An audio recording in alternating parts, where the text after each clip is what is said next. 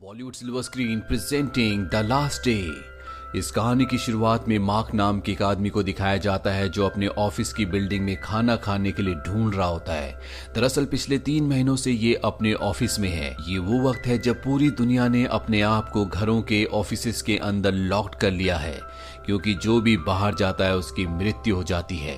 Mark भी अपने office में पिछले 3 महीनों से है और उसके साथ जो उसके कोवर्कर्स होते हैं वो नीचे बेसमेंट से सुरंग खोद रहे होते हैं ताकि शहर के अंदर जो नालों का जाल बिछा हुआ है ये वहां तक पहुंच सके और जल्दी ये टनल बना लेते हैं। यहाँ पर मार्क का बॉस भी होता है जिसके पास जीपीएस है और मार्क को जीपीएस की जरूरत है। मार्क अपने बॉस से जीपीएस के बारे में पूछता है। वो कहता है कि मैं तुमसे बाद में बात करूंगा और यहाँ से कहानी फ्लैशबैक में जाती है जहाँ पर मार्क के बॉस को दिखाया जाता है कि बहुत ही ज्यादा स्ट्रिक्ट होता है। वो हमेशा काम टाइम पर चाहता है और जो काम टाइम पर नहीं देता वो उसे नौकरी से निकाल देता है। मार्क को भी उसने एक प्रोजेक्ट दिया था जिसके लिए वो मार्क को एक डेडलाइन देता है और कहता है कि इतने वक्त में तुम्हें अपना काम पूरा करना होगा, नहीं तो मैं तुम्हें नौकरी से निकाल दूंगा। मार्क इस बात से परेशान होता है और दिन रात अपने प्रोजेक्ट में लगा रहता है और तभी उसकी गर्लफ्रेंड जूलिया का कॉल आता है। जूलिया उसे घर पर डिनर करने के लिए बुलाती है।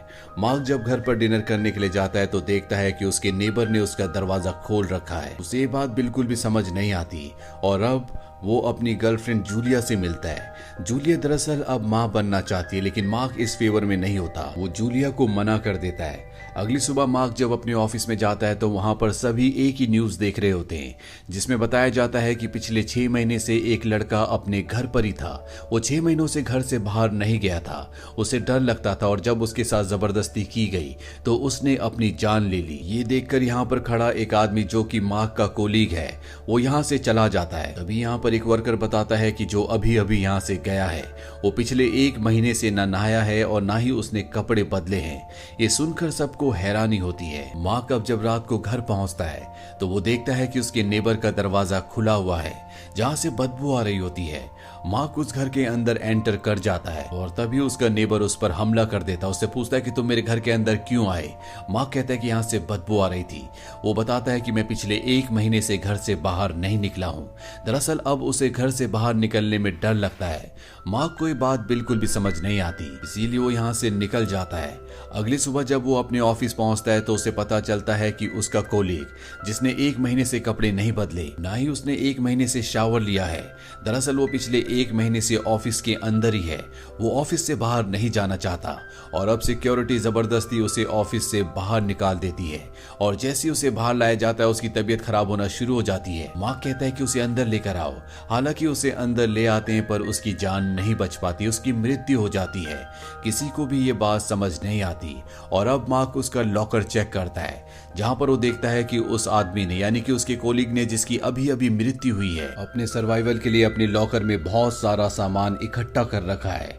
यहाँ पर मार्क को शक होना शुरू हो जाता है कि कोई ना कोई गड़बड़ जरूर है। मार्क अपने घर आ जाता है और जूलिया के साथ बैठकर वो न्यूज देख रहा होता है जिसमें बताया जाता है कि दुनिया में बहुत सारे ऐसे लोग हैं जो घरों से बाहर नहीं निकलना चाहते। उन्हें घर से बाहर निकलने में डर लगता है, लेकिन साथ ये भी कहा जाता है कि जो लोग अपना काम कर रहे हैं वो अपना काम वैसे ही करते रहें, डरने की कोई भी जरूरत नहीं है। अगली सुबह जब मार्क अपने ऑफिस के लिए निकलता है तो वो देखता है कि सड़कें पूरी तरह से सुनसान है। जब वो मेट्रो में जाता है तो वहां पर सिर्फ एक आदमी खड़ा होता है, उसने भी मास्क पहना होता है। मार्क अपने ऑफिस पहुंच जाता है जहां से वो जूलिया को कॉल करता है, लेकिन वो कॉल जूलिया की दोस्त उठाती है जो कहती है कि जूलिया तुमसे बात नहीं करना चाहती क्योंकि मार्क बच्चे नहीं चाहता और जूलिया अपने परिवार को आगे बढ़ाना चाहती है। और तभी मार्क का कॉल डिस्कनेक्ट हो जाता है। दरअसल अब कम्युनिकेशन के इंटरनेट के सारे कनेक्शन पूरी तरह से ठप हो चुके हैं। मार्क अपनी गर्लफ्रेंड जूलिया से मिलना चाहता है, इसीलिए वो ऑफिस से बाहर निकलता है, लेकिन जैसे ही वो एक कदम बाहर रखता है उसकी तबीयत खराब होना शुरू हो जाती है। उसे लगता है कि अब वो यहाँ पर सरवाइव नहीं कर सकता, इसीलिए वो ऑफिस के अंदर वापस आ जाता है। दरअसल अब पूरी की पूरी दुनिया अपने ऑफिस में अपने घरों में कैद हो चुकी है। जो भी घर से बाहर निकलता है उसकी मौत हो जाती है। कहानी वापस प्रेजेंट में आती है जहां पर हमें मार्क को दिखाया जाता है जो अपने बॉस के पास जाता है जिसके पास जीपीएस है। वो अपने बॉस से कहता है कि मैं अपने घर पहुंचना चाहता हूं क्योंकि वहां पर मेरी गर्लफ्रेंड है। पिछले 3 महीने से हम दोनों एक दूसरे से दूर हैं। मुझे जीपीएस के थ्रू अपने घर पहुंचना है। इसके बदले मैं तुम्हें तुम्हें खाने की सप्लाई ला कर दूंगा। और अब उसका बॉस उसकी मदद करने के लिए मान जाता है। ये जीपीएस के थ्रू अब लगातार आगे बढ़ना शुरू करते हैं। इनके पास सबवे का मैप भी होता है और तभी इन्हें एक गोली चलने की आवाज आती है। यहाँ पर बहुत सारे लोग होते हैं, सब भागना शुरू कर देते हैं और ये एक जगह पहुंच जाते हैं जहां पर बहुत सारे लोग होते हैं। तभी यहाँ पर एक लड़का आता है जो मार्क के बॉस का बैग लेकर भाग जाता है जिसके अंदर जीपीएस है। ये दोनों उसका पीछा करते हैं। वो ऊपर चला जाता है जहां पर उसके और भी साथी होते हैं जिनके पास गन होती है। वो इन दोनों को घुटनों के बल बैठने को कहते हैं क्योंकि यहाँ पर मार्क के पास भी बैग होता है। और जब वो मार्क का बैग लेने के लिए आगे बढ़ते हैं तभी यहाँ पर लाइट चली जाती है और इस बात का फायदा उठाकर मार्क और उसका बॉस इन पर हमला कर देते हैं। मार्क का बॉस उस आदमी से जिसके पास गन होती है उसकी गन छीन लेता है। साथ ही जीपीएस भी अब मार्क को मिल चुका है और ये दोनों के दोनों गन और जीपीएस लेकर यहाँ से निकल जाते हैं। हालांकि जीपीएस की स्क्रीन क्रैक हो गई होती है लेकिन अब भी वो काम कर रहा होता है। इसके बाद एक बार फिर से टनल से होते हुए मार्क के घर की तरफ बढ़ना शुरू कर देते हैं।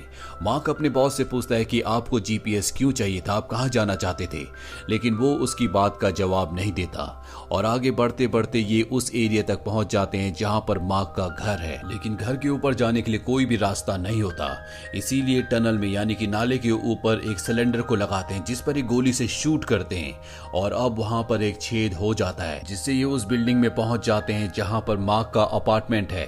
ये देखते हैं कि यहाँ पर बहुत सारे सर्वाइवल्स हैं जो सब यहाँ पर छुप कर रह रहे हैं। मार्क अपने बॉस के साथ ऊपर जाता है जहां पर वो अपने नेबर को देखता है जो अब भी वहां पर अकेला छुपा होता है और जब मार्क अपने दरवाजे को देखता है तो उसका लॉक टूटा हुआ होता है। वो समझ जाता है कि अंदर कोई ना कोई है और तभी उसे पीप होल से एक आंख दिखती है जिसके बाद वो दरवाजे को धकेलना शुरू कर देता है। अंदर से भी कोई दरवाजा धकेल रहा होता है लेकिन मार्क किसी तरह से उसे धकेल कर घर के अंदर घुस जाता है। इनके पास जो गन होती है इससे वो उस आदमी को डराते हैं पर तभी उस आदमी की फैमिली भी यहाँ पर आ जाती है। दरअसल ये आदमी जिसे मार्क की लैंग्वेज नहीं आती उसके साथ उसकी बेटी और उसकी पत्नी भी इस घर में छुपे हुए होते हैं। लेकिन इस आदमी की बेटी को मार्क की लैंग्वेज आती है और वो मार्क को बताती है कि हमारे पास छुपने के लिए रहने के लिए कोई भी जगह नहीं थी, हमें ये घर खाली मिला इसीलिए हमने यहाँ पर शेल्टर ले लिया, हम पिछले कई महीनों से यहाँ पर है। मार्क इन्हें जूलिया की फोटो दिखाता और बताता है कि मेरी गर्लफ्रेंड इसी घर में थी, हम दोनों यहीं पर रहा करते थे, वो कहाँ है। लेकिन ये परिवार कहता है कि जब हम यहाँ पर आए थे तो इस घर में कोई भी नहीं था और इसके बाद ये घर की तलाशी लेते हैं। दरअसल ये खाने का सामान भी ढूंढ रहे होते हैं लेकिन यहाँ पर खाने का कुछ भी सामान नहीं होता। मार्क के बॉस को यहाँ पर पॉपकॉर्न के कुछ सीड्स मिलते हैं। दरअसल जब भी उसे कोई सीड्स मिलते हैं तो वो अपने पास उन्हें रख लेता है। मार्क जूलिया के कमरे में आता है जहां पर उसे एक डॉक्टर की रिपोर्ट मिलती है। दरअसल जूलिया की अल्ट्रासाउंड की रिपोर्ट होती है जिससे मार्क को पता चलता है कि जूलिया प्रेग्नेंट है जिस बारे में उसे नहीं पता होता, यानी कि वो पिता बनने वाला है और अब वो जल्द से जल्द जूलिया तक पहुंचना चाहता है। एक बार फिर से घर से निकलकर वापस जमीन के नीचे टनल्स में पहुंच जाते हैं और अब उस मॉल की तरफ जाना चाहता है जहां पर जूलिया की शॉप थी। लेकिन मार्क का बॉस उस तरफ नहीं जाना चाहता। मार्क का बॉस कहता है कि मेरा वादा तुम्हें जूलिया के घर तक पहुंचाना था और मैंने वादा पूरा किया, अब हम दोनों के रास्ते अलग हैं। पर मार्क चाहता है कि वो जीपीएस की मदद से मॉल तक पहुंच जाए, इसीलिए मार्क और उसके बॉस में हाथापाई होना शुरू हो जाती है और इस हाथापाई में मार्क की टॉर्च भी टूट जाती है। मार्क अपने बॉस से कहता है कि मैं जूलिया और अपने होने वाले बच्चे तक किसी भी कीमत पर पहुंचना चाहता हूं, इससे ज्यादा जरूरी मेरी जिंदगी में कुछ भी नहीं है। उसका बॉस कहता है कि मेरे पिता भी मेरे लिए बहुत जरूरी है जिन्हें आखिरी वक्त मैंने हॉस्पिटल में छोड़ा था क्योंकि उनकी तबीयत ठीक नहीं है और मैं उस हॉस्पिटल तक पहुंचना चाहता हूं क्योंकि इस दुनिया में मेरे पिता के अलावा मेरा कोई भी नहीं है। मैं उन तक पहुंचना चाहता हूं, उसके बाद मैं तुम्हें जीपीएस दे दूंगा, तुम भी मेरे साथ चल सकते हो।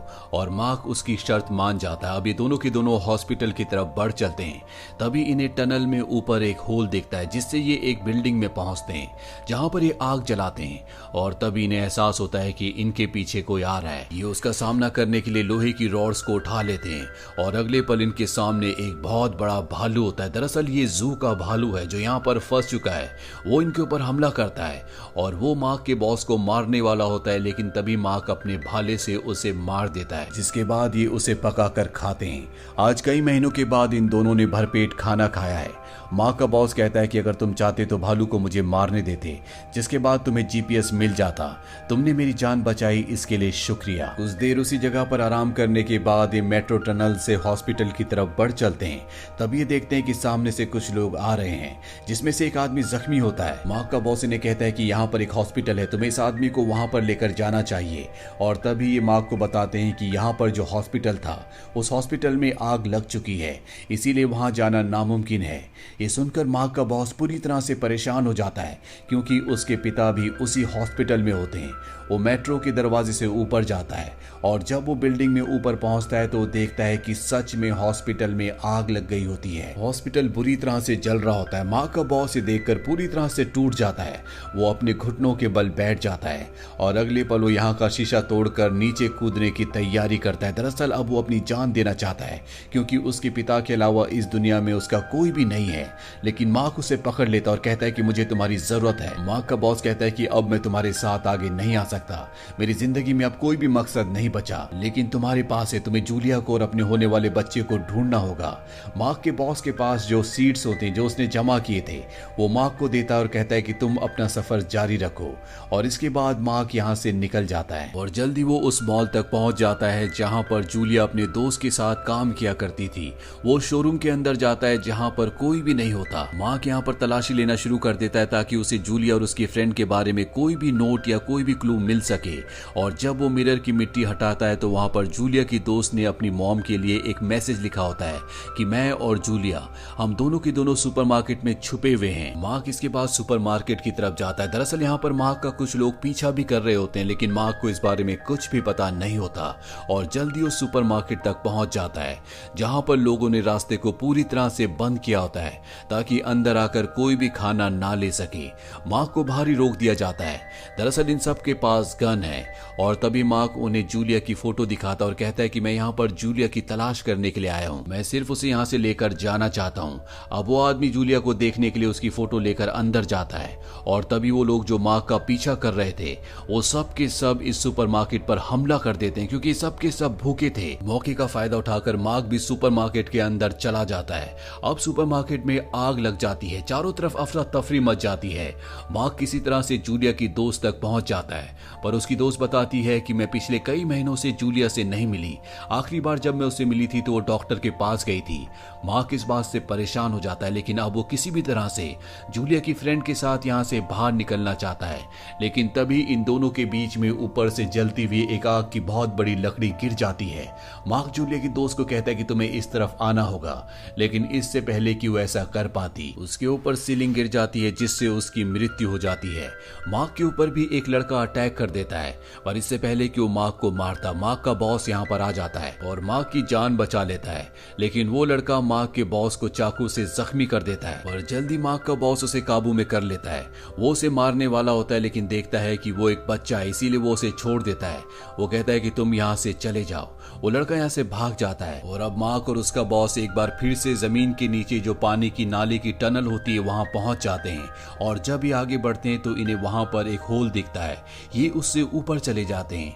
ये दोनों के दोनों एक मूवी थिएटर में पहुंच जाते हैं। इसके बाद मार्क अपने बॉस को जो कि जख्मी है वहीं पर बैठाकर खुद ऊपर आ जाता है और वो देखता है कि जिस डॉक्टर के पास उसकी जूलिया गई थी वो बिल्डिंग उसके सामने है। वो बिल्डिंग के सामने जूलिया को देखने की कोशिश करता है और जल्दी वहां पर उसे एक लड़की की आकृति दिखती है। वो उसे पहचान जाता है। दरअसल वो जूलिया होती है। वो जूलिया को जोर जोर से आवाज लगाना शुरू कर देता है और जूलिया पीछे मुड़कर देखती है। जूलिया भी मार्क को देखकर बहुत खुश है और अब मार्क नीचे अपने बॉस के पास आता है। उसके बॉस का बहुत खून बह चुका होता है इसीलिए वो अपनी जिंदगी की आखिरी सांसें ले रहा होता है। वो मार्क से कहता है कि मुझसे वादा करो कि तुम रोड को क्रॉस करके जूलिया के पास जाओगे। मार्क कहता है कि मैं वादा करता हूँ। मार्क दरअसल टनल के रास्ते नहीं जा सकता क्योंकि टनल आगे ब्लॉक होती है और अब उसके बॉस की मृत्यु के बाद मार्क अपने कदम बाहर रखता है जिससे उसकी तबीयत खराब होना शुरू हो जाती है पर वो अपने लड़खड़ाते हुए कदमों से आगे बढ़ता चला जाता है और अगले पल उसकी आंखें बंद हो जाती है। पर जब उसकी आंखें खुलती है तो उसके सामने जूलिया होती है। दरअसल उसने रोड को क्रॉस कर लिया था और अब जूलिया और ये एक दूसरे के साथ है। कुछ ही महीनों बाद इनका बेटा भी जन्म लेता है। साथ ही इन दोनों ने पूरी दुनिया इसी बिल्डिंग के अंदर बना ली होती है। उसके बॉस ने जो उसे सीड्स दिए थे उन सीड्स से उसने यहाँ पर पेड़ उगा लिए होते हैं जिन पर फल और सब्जियां होती है। अब इनका बेटा जैसे जैसे बड़ा होता है वो चलना शुरू कर देता और एक दिन वो चलते चलते खुद ही बिल्डिंग के बाहर निकल जाता है, जिससे इन्हें पता चलता है कि इनका बेटा इस बीमारी से, इस वायरस से इम्यून है। उसे किसी तरह का कोई भी पैनिक अटैक नहीं आता। कई साल बीत जाते हैं और इनका बेटा अब बड़ा हो चुका है और एक दिन जब वो बाहर जाता है तो देखता है वहां पर उसी के जैसे और भी बच्चे हैं, जो कि एक न्यू जनरेशन है। दरअसल वायरस फैलने के बाद जितने भी बच्चे पैदा हुए थे वो इस वायरस से पूरी तरह से इम्यून है और अब इन दोनों का बच्चा भी उन बच्चों के साथ निकल पड़ता है ताकि ये सब मिलकर इस दुनिया को एक बार फिर से पहले की तरह बना सके। और इसी के साथ ये फिल्म यहीं पर खत्म हो जाती है। ये फिल्म ईयर 2013 में रिलीज हुई थी। IMDb पर इसकी रेटिंग है 6.1। उम्मीद करते हैं कि ये कहानी आपको पसंद आई होगी।